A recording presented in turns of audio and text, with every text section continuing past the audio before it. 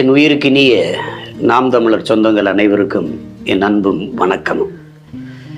நம்முடைய நாம் தமிழர் கட்சி அதிகாரப்பூர்வமாக 2 இதழ்களை நடத்துகிற இதழ்களை வாங்கி படிக்கணுங்கிறது ஒரு மரபு. எனக்கு கோட்பாடுகள் கொள்கை எல்லாம் அதில் தொடர்ச்சியாக வருது. அதை தெரிஞ்சுக்கணும், வாசிக்கணும்.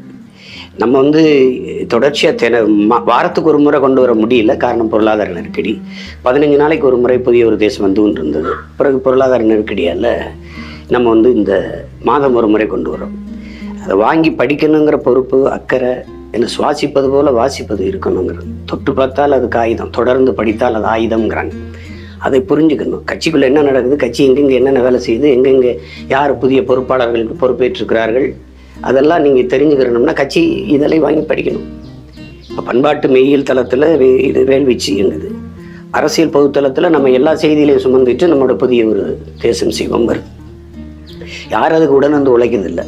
புதிய ஒரு தேசம் உங்களுக்கு தெரியும், தம்பி கார்த்திக் உரையாலே அரும்பாடு விட்டதை நடத்திட்டுருக்காரு. அதோட கூட்டங்கள் போய் பேசுறது, விவாதங்களில் பங்கேற்கிறது, வலைவெளியில் காணொலி போடுவது, அதற்கு பிறகு இந்த இதழை நடத்துவது. ஒரு மனிதன் எவ்வளோ உழைக்கிறாரு பாருங்க. அதே மாதிரி தான் தம்பி செந்தில்நாதன் சேவார் அவர்கள். அவரே அதற்கான ஆதாரங்களை தேடி செய்திகளை சேகரித்து கொண்டு வர்றார். அதில் நீங்கள் அதை இதழை வாங்கி படிக்கும்போது உங்கள் பகுதியில் நடந்த முக்கியமான போராட்டங்கள், ஆர்ப்பாட்டங்கள், செய்திகள் அதை இங்கே கொடுக்கலாம். அது வெளியாகும். அதில் நீங்கள் கவிதைகள், கட்டுரைகள், ஆக்கப்பூர்வமான எவ்வளவு இதிலே செய்யலாம். அதை விட்டு அதிக நேரம் நீங்கள் முகநூலையும் பகிரிலையுமே செலவழிச்சிட்டு நேரத்தை கடத்தாமல் இது செய்யணும். வாங்கி படிக்கணும். கட்சியின் இதழை வாங்கி படிக்கணும். அதுக்கு தொடர்ச்சியாக தடையின்றி நடத்துவதற்கு நமக்கு இடையூறாக இருப்பது பொருளாதார பின்னடைவு, அதாவது பற்றாக்குறை தான், நெருக்கடி.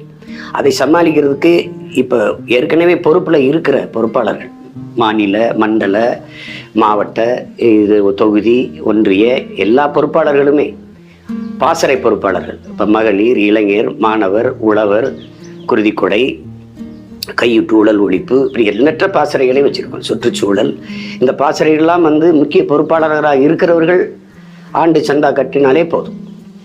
அது கட்டினாலே போதும். அதை வச்சு நம்ம நடத்திட முடியும். அதுபோல் புதிதாக இனி பொறுப்பு இருக்கிறவர்களும் இந்த சந்தா கட்டினால்தான் பொறுப்பே நாங்கள் அறிவிப்போம். சந்தா கட்டிட்டாரான்னு பார்த்துட்டு ஒரு ஒன்றுமே இல்லை, அந்த காசு கொடுத்ததை நீங்கள் வாங்கி படிப்பீங்க.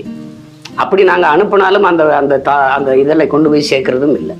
நாங்கள் கஷ்டப்பட்டு கடனை உடனே வாங்கி அங்கே வாங்கி அவரை பிடிச்சி இவரை பிடிச்சி கெஞ்சி வாங்கி அச்சிட்டா அது பல ஆயிரக்கணக்கில் அங்கே கட்சியில் உள்ளத்தில் கிடக்கும்போது பார்க்கும்போது அவ்வளோ வலிக்குது.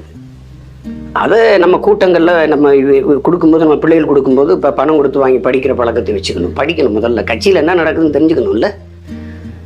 அப்போ தான் நாளைக்கு தற்கறிவு வளரும். கட்சி சம்மந்தமாக ஒரு கேள்வி எழுப்புனா அதுக்கு எடுத்து வாதங்களை வைக்கிறதுக்கான நம்ம அந்த அறிவு கூர்மை எப்படி வரும்? எது நம்ம கோட்பாடு, எது நம்ம கொள்கை, எது நம்ம பாதை, எதை நோக்கி நம்ம பயணிக்கிறோம்னு தெரிஞ்சுக்கிறாம கட்சியிலிருந்து என்ன பயன்? அதனால இதை என்னுடைய அன்பான வேண்டுகோளாக எடுத்துக்கிட்டாலும் சரி, இல்லை உறுதியான கட்டளையாக எடுத்துக்கிட்டாலும் சரி, என் அன்பு உடன் பிறந்தார்கள், நான் உயிருக்கு மேலாக நேசிக்கிற நாம் தமிழர் சொந்தங்கள் இதை கவனத்தில் எடுத்துக்கிட்டு செய்யணும். அதுக்கு பொறுப்பு அந்தந்த மண்டல அமைப்பாளர், மாநில அமைப்பாளர்கள், மாவட்ட தலைமை, தொகுதி தலைமைகள் இதை பொறுப்பெடுத்து இந்த சந்தாவை கட்டுவதற்கு முனைய வையுங்கள். அதை வாங்கி இங்கே தலைமைக்கு அனுப்புங்கள். புதிய ஒரு தேசம் செய்வோம் என்றால் தம்பி கார்த்திக்கு தொடர்பு கொள்ளுங்கள். வேல்வீச்சுக்கு என்றால் தம்பி செந்தில்நாதன் சேவாராவுக்கு தொடர்பு கொள்ளுங்கள். மறுபடியும் இதை பலமுறை நான் பேசிட்டேன். திரும்ப என்னை பேச வைக்காதீங்க. இப்போ ரொம்ப நெருக்கடிக்கு அப்புறம் தான் இது ஒரு காணொலியாக வெளியிடணுங்கிறது வருது. ஒரு மாதத்துக்கு ஒரு முறை இந்த இதழ்கள் வெளிவருகிறது. அதில் கட்சியின் நடவடிக்கைகள், ஆர்ப்பாட்டங்கள், போராட்டங்கள், எங்கெங்கு மரக்கன்று நடப்பட்டது, எங்கெங்கு ஏரிகள் தூர்வாரப்பட்டது, எங்கெங்கே நம்ம குருதிக்கொடையை கொடுத்துருக்குறோம், எங்கெங்கே மக்கள் பணியாற்றியிருக்கிறோம், எல்லாமே இதில் வருது.